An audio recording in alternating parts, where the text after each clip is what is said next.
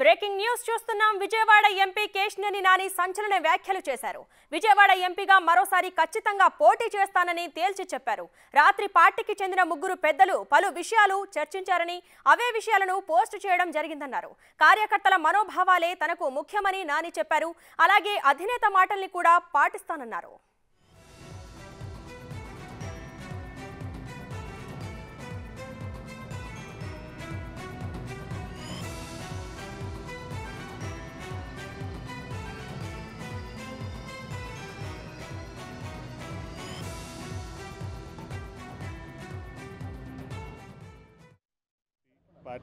Party high command ఉంటుంది. Party ఇష్టం కదా. పార్టీ ఆజ్ఞని పాటిస్తూనే యాజ్ ఆఫ్ నౌ నా డ్యూటీ. సార్ మీరు ప్రభుత్వ కార్యక్రమాల్లో పాల్గొంటున్నారు నియోజకవర్గాల వారికి.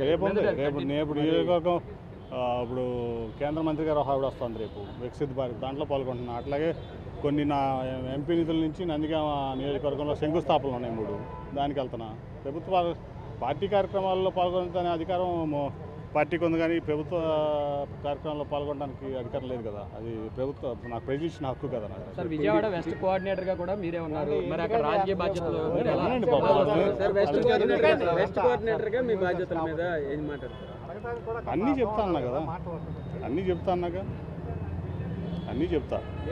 మీ అధినేత మిమ్మల్ని వద్దన్నారు, బట్ పైన ఫ్లెక్సీలు మొత్తంలో చంద్రబాబు గారి ఫోటోలు కూడా ఉన్నాయి.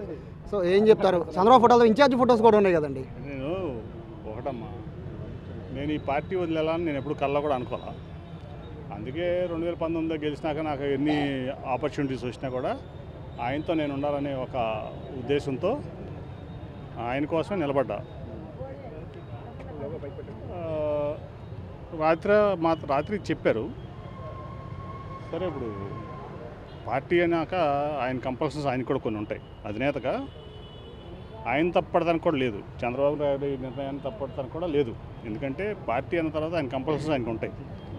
ఆయనకి ఎట్టి పరిస్థితుల్లో ఈ పార్టీని గెలిపించుకోవాలన్న ఒక ఆలోచన కూడా ఉంటుంది. దానికి రకరకాల నిర్ణయాలు తీసుకోవచ్చు. అది నేనైతే ఆయన తప్పట్లా.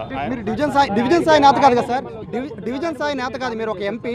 సో ఒక ఎంపీని పార్టీ కార్యక్రమాల్లో హాజరు కావద్దు అని చెప్పేది నేరుగా చంద్రబాబు మీకు చెప్పాలి, బట్ మధ్యలో వాళ్ళు వచ్చి మీకు చెప్పడానికి మీరు ఎట్లా చూస్తారు? ఇప్పుడు అధినేత అనేది అధినేతే. Boss is always right. Boss వాళ్ళకి చెప్పారు, వాళ్ళు నాకు చెప్పారు, నేను వాళ్ళకి హామీ ఇచ్చాను. కన్ఫర్మా లేదని చెక్ చేసుకున్నారు సార్, నిజంగా కరెక్ట్గానే చెప్పారని? తప్పు మాడుతున్నావు తమ్ముడు నువ్వు. ఏ టీవీని ఇది? బిగ్ స్మాల్ కానీ ఇప్పుడు బిగ్ వ్యక్తులు 3 వచ్చారు మీ బిగ్ టీవీ లాగానే.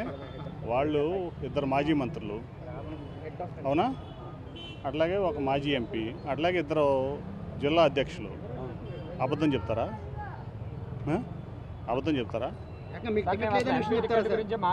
వాళ్ళిద్దరు అంటున్నారు సార్, వాళ్ళిద్దరిని ఇదే విషయం అడిగితే కలిసి పనిచేసుకోమని తప్ప అసలు ఎంపీ టికెట్ గురించి మాట్లాడలేదు అంటున్నారు సార్. వాళ్ళు చెప్పింది నేను ట్వీట్ చేశాను. ఇప్పుడు మరి వాళ్ళు ఎందుకన్నారో వాళ్ళని అడగాలి. అది యాజ్ ఇట్ ఈజ్గా వాళ్ళు ఏం చెప్పారో నాకు కన్వే చేశారో పెద్ద ఆయన మెసేజ్, అదే నేను నా ట్వీట్ రూపంలో పెట్టా. నేనేమి ఒక్క అక్షరం కూడా నేను దాంట్లో వేరే తప్పుగా రాయలేదు. వాళ్ళు 3 వచ్చారు, నేను కాకుండా దానికి 3 సాక్షులు కూడా ఉన్నారు. అది మాట్లాడినప్పుడు ఆ సాక్షుల పేర్లు మీకు చెప్పను. సార్ చంద్రబాబు గారు మిమ్మల్ని వద్దనుకుంటున్నారు అని అన్నారు, మరి మీరు ఇంకా చంద్రబాబు గారిని కోరుకుంటున్నారా? అది చెప్పే కదా, ఇప్పుడు నా కాలం నిర్ణయిస్తుంది. కాలం నిర్ణయిస్తుంది. యాజ్ ఆఫ్ నౌ నేను ఈ పార్టీలో ఉన్నా. ఆయన ప్రస్తుతానికి నా అధినేత. నేను నిర్ణయం తీసుకున్నప్పుడు మళ్ళీ మీకే చెప్తా కదా, ఎక్కడికెళ్తాను. ఫైనల్గా చెప్పండి, మీరు ఎంపీగా పోటీ చేయాలని పొద్దున్న నుంచి మీ కార్యకర్తలు, మీ అభిమానులు అందరూ కోరుకుంటున్నారు. మీరు మళ్ళీ ఎంపీగా పోటీ చేస్తారా? నేను లాస్ట్ టైమే చెప్పాను మీకు, నేను ఇండిపెండెంట్ నుంచున్నా, నేను ఎంపీకి గెలుస్తా, దాంట్లో డౌట్ లేదు. అన్ని క్లారిటీలు వచ్చిన తర్వాత, మా వాళ్ళందరితో మాట్లాడిన తర్వాత నా నిర్ణయం ఖచ్చితంగా మీకు తెలియజేస్తా. ఎంపీగా అయితే నేను పోటీ చేస్తున్నా. అట్లాగే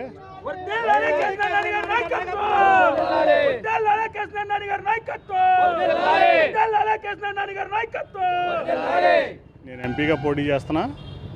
మీకు ఇంతకు ముందే చెప్పా, 3వసారి మళ్ళీ నేను విజయవాడ పార్లమెంట్ సభ్యుడికి ఎన్నిక అవుతాను. ఆ ధీమా నా దగ్గర ఉంది, ఆ కాన్ఫిడెన్స్ నాకుంది, నా ప్రజల మీద నమ్మకం ఉంది, విజయవాడ ప్రజల మీద. తప్పకుండా మళ్ళీ 3వసారి విజయవాడ ఎంపీ నేనే.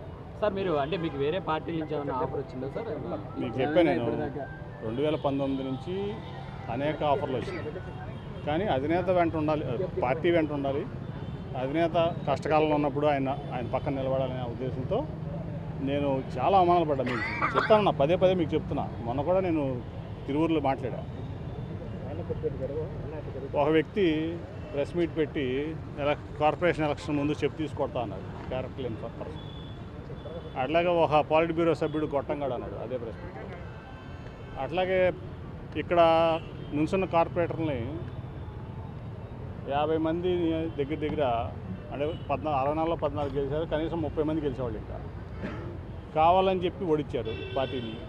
అయినా కానీ ఎక్కడా స్పందన లేదు పార్టీ నుంచి. కానీ అయినా నేను దాని గురించి పెద్ద పట్టుబట్టలేదు, ఎందుకంటే పార్టీ లక్ష్యంతో. సరే, ఇప్పుడు అధినేత నిర్ణయం తీసుకున్నాడని నాకు మెసేజ్ ఇచ్చారు.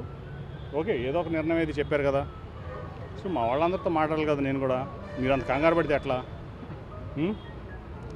ఇప్పుడు దాదాపు కొన్ని చెప్పే 7 నియోజకవర్గాల్లో కానీ రాష్ట్రంలో కానీ నాకు అనేక మంది అభిమానులు ఉన్నారు, వెల్విషర్స్ ఉన్నారు.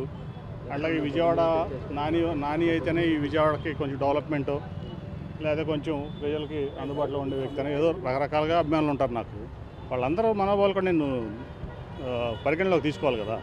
ఊరిని మీరు అడగంగానే మీకేదో టీఆర్పీ రేట్లింగ్ కావాల్సిన నేను ఇచ్చేయటం కాదు కదా. సార్, వైసీపీ ఎమ్మెల్యేలతో కలిసి మీరు అధికారిక కార్యక్రమాల్లో పాల్గొనడం పట్ల కూడా అధినేత అసంతృప్తి వ్యక్తం చేశారని కూడా. అవును, ఇప్పుడు మొన్న రేవంత్ రెడ్డి గారు తెలంగాణ ముఖ్యమంత్రి అయ్యారు కదా, ప్రధానమంత్రి గారికి కలవలేదా? కలవలేదా? ఆయన బీజేపీ, ఇది కాంగ్రెస్. మొన్న అమిత్ షా గారిని కలిసారా లేదా? కలిశారు కదా. అది తప్ప. ఇప్పుడు నాకు కృష్ణప్రసాద్ గారు, వసంత కృష్ణప్రసాద్ గారు, నేను చాలా ఫ్యామిలీ ఫ్రెండ్స్. ఇప్పుడు కాదు, మా తాతగారు వాళ్ళ నాన్నగారు టైం నుంచి. కొండపల్లి ఎలక్షన్ వచ్చింది, అధినేత ఆదేశించాడు 3 రోజులు కూర్చున్నాడు వెళ్ళి నా మీద కుర్చీలు. నా మీద కాదు, జనరల్గా కుర్చీలు ఇస్తున్నారు. ఆయన పార్టీకి ఆయన కష్టపడ్డాడు, నా పార్టీకి నేను కష్టపడ్డాను. అంతేగాని అక్కడేం పాలసీ డిబేట్ అవ్వలేదుగా. సో ఇప్పుడు మీకు అదే చెప్పేది. రేవంత్ రెడ్డి గారిది ఎగ్జాంపుల్. ఆయన ముఖ్యమంత్రి అయ్యాడు, వెళ్ళి ప్రధానమంత్రి గారిని కలిసాడా లేదా? వెళ్ళి హోంమంత్రి గారిని కలిసాడు లేదా? రాష్ట్రపతి గారిని కలిసాడు లేదా? వస్తే అది తప్పెట్లా అవుతుంది? అది నా ప్రజాప్రతినిధిగా నా యొక్క డ్యూటీస్లో భాగం. అది అర్థమైందా? దట్ ఈజ్ మంచి సాంప్రదాయం కూడా. నీ పార్టీ కోసం నువ్వు కష్టపడు, అట్లాగే ప్రజల కోసం అందరూ కలిసి పనిచేయాలి అనేది నా లక్ష్యం, నా భావన. అదే ఇప్పుడు మీకు అనేక ఎగ్జాంపుల్స్ ఉంటాయి. మీకు కాంగ్రెస్లో గెలిచిన ముఖ్యమంత్రులు ప్రధానమంత్రిని కలుస్తారు. అట్లాగే ఇప్పుడు కేంద్ర మంత్రులు వస్తే ముఖ్యమంత్రులు కలుస్తారు, వాళ్ళు బీజేపీలో ఉంటారు, వీళ్ళు వేరే పార్టీలో ఉంటారు. ఇవన్నీ మామూలే. అవన్నీ మీరు ముందు మీడియా మీరు ఇట్లాంటి పిచ్చి క్వశ్చన్లు అడగకూడదు. అర్థమైందా? అవి మీడియాకి చాలా బాధ్యత ఉంది. అది ఎట్లా క్వశ్చన్ చేస్తారు? అట్లా క్వశ్చన్ మీరు తప్పు కదా.